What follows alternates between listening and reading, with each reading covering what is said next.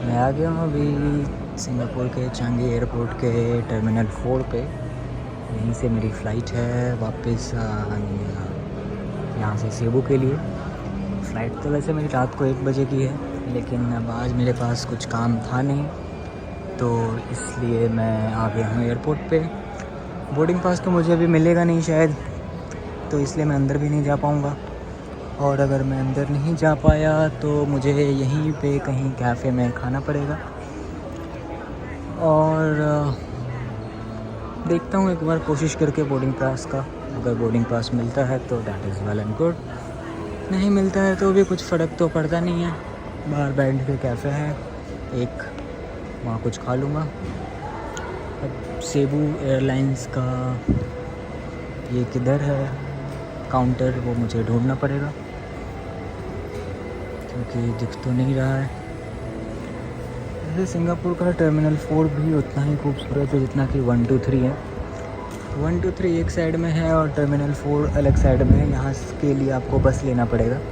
अगर आप 1 2 3 की साइड में आ रहे हो तो एयरपोर्ट पे मेट्रो से उतर के फिर टर्मिनल 1 2 3 जो भी साइड है वहाँ से आप बस ले करके डायरेक्ट इधर आ सकते हो। बस की कोई चार्ज नहीं होती है, शटल बस होती है, that is free of cost. So that's it. खाना ले लिया है अभी, मैंने प्रॉन्स लिया है और ये कुछ पॉडीज थे। यहाँ पे इंडियन कहीं पे कुछ भी नहीं है। मैंने लास्ट ऑप्शन किसी ने बोला ये ट्राई करो यहाँ से, वो थोड़ा बहुत इंडियन जैसा लगेगा। सो मैंने नासी का यहाँ से ये लिया है, कुछ $4-5 का है। वियतनाम की फ़िलीपींस की जो फ़्लाइट है मेरी, जिस एयरपोर्ट के जिस टर्मिनल से, दैट इज़ T4। यहाँ पे मुझे इंडियन फूड नहीं मिला और इसका रीज़न ये है कि यहाँ पे ये जो टर्मिनल है, सिंगापुर ने इस टर्मिनल को स्पेशली डिज़ाइन कर रखा है only and only for south east Asian flights. Like south east Asia के जो भी कंट्रीज़ हैं, वहाँ की जो भी फ़्लाइट्स होंगी वो सारी यहाँ से जाएंगी। इस वजह से मुझे ना तो यहाँ इंडियन फूड मिला, ना ही मुझे कोई इंडियन पर्सन दिख रहा है कोई भी कहीं भी। सिर्फ़ और सिर्फ साउथ ईस्ट एशियन लोग दिख रहे हैं और फूड भी वही दिख रहा है, और भीड़ भी बहुत ज़्यादा इस वजह से नहीं है। तो that is the reason behind my food. और मैं ट्राई करूँगा कि अभी मैं किसी चेन लाइक मैकडोनल्ड्स और डोमिनोज़, अगर कुछ चेन मिलता है एयरपोर्ट पे आफ्टर सिक्योरिटी चेक, तो मैं वहाँ खाने की कोशिश करूँगा। तो अभी मेरी सारी फॉर्मेलिटीज़ हो गई है पूरी। मैं जा रहा हूँ सिंगापुर से फ़िलीपींस सेबू। और इमिग्रेशन पे थोड़ा इशू हो गया था, लाइक सिंगापुर ने अब स्टैम्प करना बंद कर दिया। ये बात आई होप कि इनको मालूम होना चाहिए था, जितने भी बोर्डिंग पास इशू करते हैं जो काउंटर पे होते हैं। बट एक आई थिंक सिंगापुरियन सिटीज़न ही थी, बट वो यहाँ की थी, साउथ की थी, तो उनको नहीं पता था। तो उन्होंने बोला कि मैं फ़र्स्ट टाइम ऐसा देख रही हूँ कि किसी के पासपोर्ट पे स्टैम्प नहीं है। तो फिर वो कंफर्म करने में 5-7 मिनट लगाया। फिर मेरे पासपोर्ट का फ़ोटो भी लिया और मेरे सिंगापुर वीज़ा का। फिर मुझे बोला आप जा सकते हो अभी। फिर उसने बोला कि आपको अगर स्टैम्प चाहिए तो आप मैनुअल वाले पे जाओ, ऑटोमेटिक वाले पे मत जाओ, ऑटोमेटिक इमिग्रेशन। तो मैंने जाके, एक सरदार जी यहाँ पुलिस में थे, तो उनको मैंने पूछा तो उन्होंने मुझे मैनुअल वाले पे ले गए। बट मैनुअल वाले ने भी बोला कि अब स्टैम्प करना हम बंद कर दिए हैं, तो अब आपको स्टैम्प की ज़रूरत नहीं है, आपको ऐसे ही मिलेगा normal, totally computerised, like immigration, automated immigration इसको बोलते हैं। तो उन्होंने मुझे वही दिया। मैंने उनको पूछा कि लाइक अभी मुझे फ़िलीपींस में कैसे वो उनको पता चलेगा कि मैंने सिंगापुर ट्रैवल किया है। तो उन्होंने बताया कि SG अराइवल कार्ड के लिए जो हम अप्लाई करते हैं उसके रिस्पॉन्स में हमें मेल आता है। वो जो कार्ड होता है वही अराइवल कार्ड, एक वो, और एक सिंगापुर का जो टिकट है, सिंगापुर टू सेबू हम जा रहे हैं, तो ये दो आइडेंटिफिकेशन होगा कि हमने यहाँ ट्रैवल किया था, लाइक हम सिंगापुर से जा रहे हैं, हमारी सिंगापुर में स्टे थी। तो that is a good thing कि पता कर चलने के लिए। और फिर उसके बाद सिक्योरिटी चेक में मेरे बैग को फिर से रोक लिया। उधर डिओड्रेंट थे, परफ्यूम थे, तो सब कुछ ले जाने दिया, बस एक डिओड्रेंट की बॉटल थी। तो उसने बोला कि ये you can not take this. तो मैंने बोला ठीक है, सस्ती डिओड्रेंट थी, 250-300 की थी। सो मैंने वो बोला ठीक है रख दो, दैट्स इट।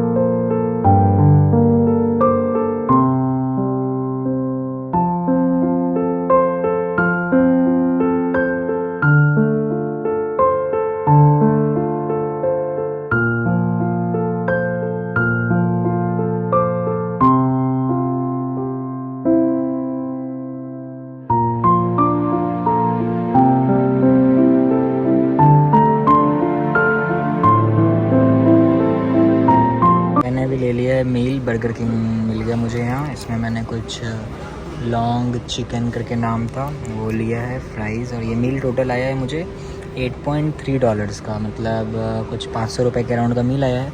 ठीक है, इंडिया में भी कुछ इतना ही लगभग रहता है, सो दैट्स ओके। तो अभी आते हैं टोटल खर्चे के ऊपर। मेरा सिंगापुर ट्रिप अभी ख़त्म हो गया ऑलमोस्ट, बस फ़्लाइट लेके जाना है आगे फ़िलीपींस। तो मेरा जो एक्सपेंस आया बहुत ही कम, आप बिलीव नहीं करोगे इतने कम खर्चे में कैसे सिंगापुर घूम लिया मैंने। तो मैं आपको बताता हूँ। बस मेरा जो मेन खर्चा है वो स्टे का आया। तो स्टे का जो खर्चा है वो मेरा करीब 2300 रुपये पर डे पड़ा है। तो 3 दिन का मैंने स्टे लिया था, चौथा दिन मैं पूरा दिन घूमता ही रहा तो स्टे की ज़रूरत नहीं थी। तो 7000 रुपये मेरा स्टे का पड़ गया करीब। और घूमने का मेरा जो मेट्रो से है वो मात्र 800 रुपये पड़ा है। 800 रुपये मैंने 4 दिन पूरा घूमा है, एयरपोर्ट से हॉस्टल से जहाँ भी मैं गया 800 रुपये मेरा पूरा घूमने का हो गया। उसके बाद तीसरा चीज़ आता है खाने का। तो बाकी जो पैसा बचा लाइक 7800, आप 8000 पकड़ लो, तो खाने का टोटल मैंने 4 दिन में 4000 रुपये का खाया है मात्र। तो टोटल जो खर्चा है इस हिसाब से 12000 रुपये सिंगापुर ट्रिप ख़त्म। हाँ, फ़्लाइट टिकट्स को इंक्लूड मैं नहीं कर रहा हूँ। अगर फ़्लाइट टिकट्स को इंक्लूड करेंगे तो मेरे इंडिया से जो फ़्लाइट थी वो 10,500 रुपये की थी मुंबई से, और जो वापसी की है वो महंगी है, वो 17-18 हज़ार रुपये की फ़्लाइट है वाया कुआलालंपुर। तो वो थोड़ी महंगी फ़्लाइट है। अदरवाइज़ अगर आप फिर भी पूरा समराइज़ करना चाहो तो 28,000 40,000 रुपये में आपका सिंगापुर ट्रिप 4 दिन में ईजिली हो जा रहा है। हाँ, मैंने कुछ ऐसा पेड एक्टिविटीज़ नहीं करा, जैसे वाटर पार्क हो गया, फिर ये वाटर पार्क के अलावा जो जू हैं लाइक ज़ूलॉजिकल पार्क हो गया, बॉटेनिकल गार्डन हो गया, ये सब में मुझे जाना नहीं था, तो मैंने मेरे उसमें पैसे खर्च नहीं हुए। उसमें आप खर्च करोगे तो 10,000 ऊपर से रख सकते हो, ज़्यादा से ज़्यादा, उससे ज़्यादा तो और कुछ नहीं जाएगा। मतलब 50,000 रुपये में सिंगापुर ट्रिप आपकी ईज़िली अच्छे से हो जाएगी। अब मैं कंक्लूज़न करूं अगर सिंगापुर ट्रिप की, तो कंक्लूज़न ये है कि लाइक सिंगापुर अगर आप एज अ ट्रैवलर आते हो you will enjoy it, as a tourist आते हो तो आपको मज़ा नहीं आएगा। ट्रैवलर का मतलब है कि लाइक आप सब कुछ एक्सप्लोर करना चाहो, हर एक चीज़, वहाँ का कल्चर, वहाँ के लोगों से बातचीत, वहाँ की हर एक चीज़, night life, party, everything. But अगर आप एज अ टूरिस्ट आते हो तो आप किसी पैकेज पे आओगे या फैमिली के साथ आओगे, जो डेजिग्नेटेड स्पॉट्स हैं टूरिस्ट्स के लिए, आप सिर्फ वहीं जाओगे, जैसे मरीना बे सेंट्स हो गया, ज़ू हो गया, सेंटोसा हो गया, जीवेल हो गया, आप यहीं पर जाओगे तो उसमें मज़ा नहीं आएगा, क्योंकि वो सारी चीज़ें आर्टिफिशियल है मोस्टली। हाँ, सेंटोसा आइलैंड अच्छा है काफ़ी, लेकिन that will not be sufficient, उससे आपको सेटिस्फैक्शन नहीं मिलेगा इतने पैसे खर्च करने का।